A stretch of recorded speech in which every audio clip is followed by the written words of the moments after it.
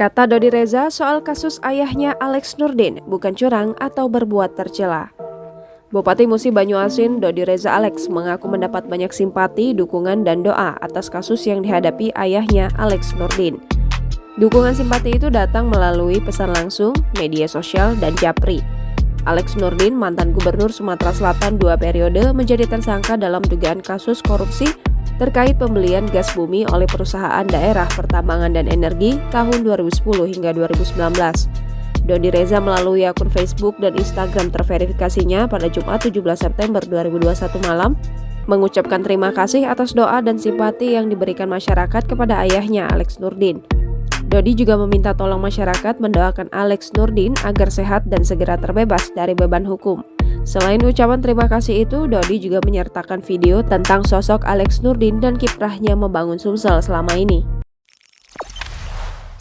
Jangan lupa subscribe, share, komen, dan like ya!